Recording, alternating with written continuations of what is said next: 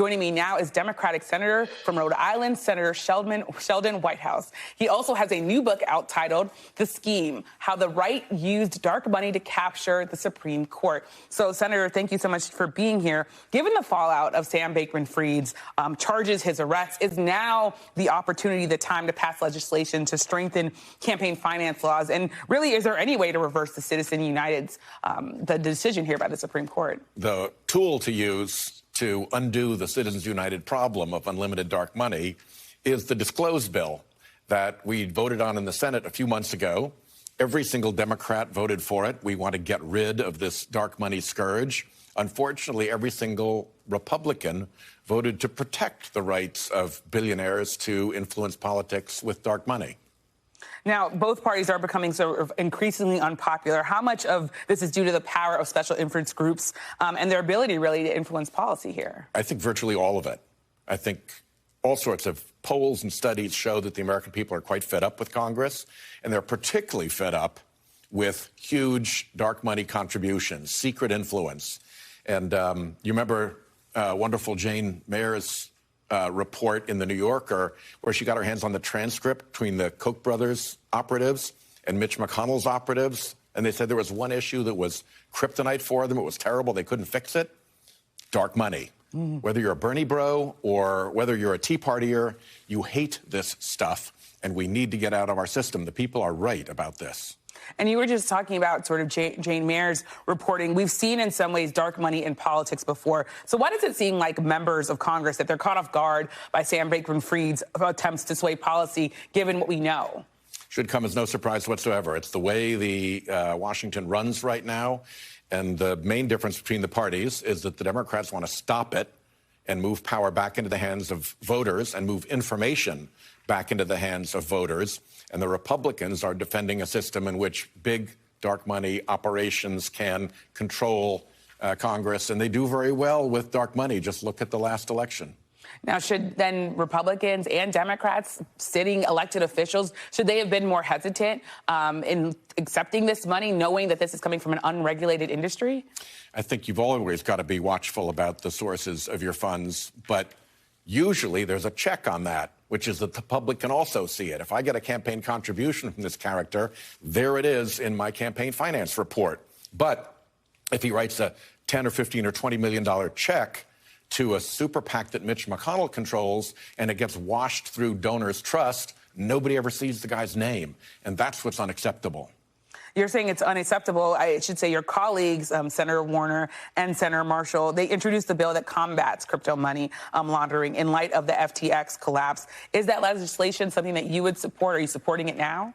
I haven't looked at the bill closely. I think that the whole question of crypto is a separate one because it's a different way of hiding your identity when you make contributions. But I do think that whether you come in through crypto or whether you come in through cash or checks or money orders, however you come in, you've got to, if you're a big donor, make sure that the American public sees that it is you playing in the political arena. There should not be masked players in America's political arena. And in talking about the political arena, we talked about your book at the top of this. In your book, you write that the right wing is trying to, quote, capture, use the word capture, the judiciary and the Supreme Court. How worried are you that that kind of rhetoric, that it could possibly erode the public trust in the Supreme Court here? The public trust in the Supreme Court right now is crashing. And it's crashing for a very good reason that has to do with the Supreme Court's own behavior. And I think if we're going to fix the Supreme Court and put it back on a sound footing again, the public has to understand why it got where it is. And my book shows what went wrong, and that gives you a guide print for how you fix it. I want an honest Supreme Court that behaves like a court, just like everybody else, but we got to fix the mess that they're in right now.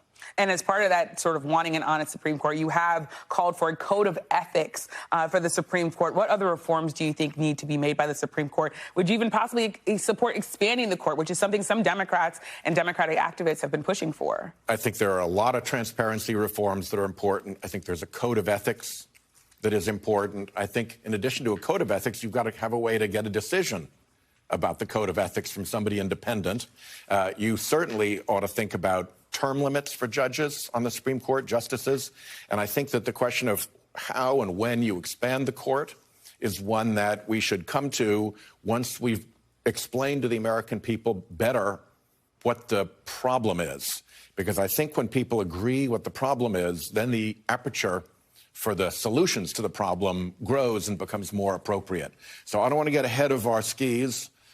I'm putting my effort into making sure that the American public knows how the Supreme Court got into the trouble that it's in, what went wrong, and who did it. And in mentioning the American public, I want to ask you about how they're viewing the current president. We've seen President Biden have some really big wins. You have inflation slowing. You have Brittany Griner home. You have the same-sex marriage protections being codified by Congress. That being said, the polls are showing that he's not getting the sort of boost that you might expect. Why do you think that is? What do you think should be happening here? I don't know. I'm not a polling expert and I'm not a pundit. But I do know that the president is doing a consistent good job at delivering important things for the American people.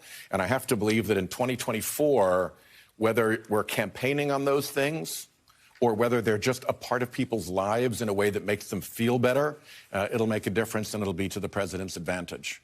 And the Senate Democrats, of course, your party, they're facing a tough map in 2024. A lot of seats to defend. But Senator Schumer, he told our Sahil Kapoor that he seems really confident that Democrats, that they'll be able to maintain control. They'll be able to hold on to everything in 2024. What are your views on that? How do you see this? You know, we're obviously going to do our level best to do that.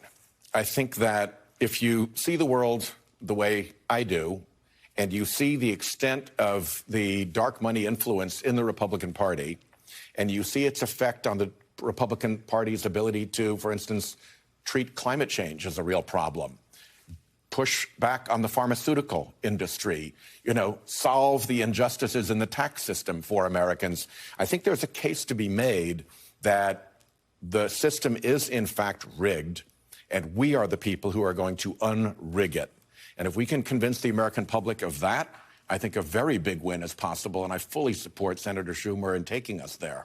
And if you're talking about a big win in 2024, should the current President Biden, should he be running in 2024? He is our president, and I think that he's coalesced a lot of support behind him. And I think if things continue to go the way they are, he is our strongest candidate.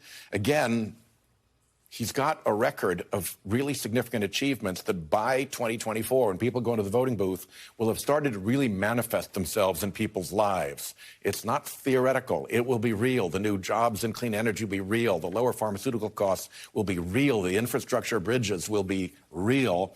And I think those things will add up to a good difference. I want to ask you also about social media and something that's really on a lot of people's minds. Yesterday, the Senate unanimously passed legislation banning TikTok on government devices. A number of Republican senators have also banned for state agencies. Would you like to see Rhode Island follow that lead? Would you like to see people who are working for the Rhode Island government have or be banned from using TikTok on their company and their phones? I very much doubt that the Chinese government, to the extent that it has infiltrated TikTok, is going to see much gain about following Rhode Island political figures.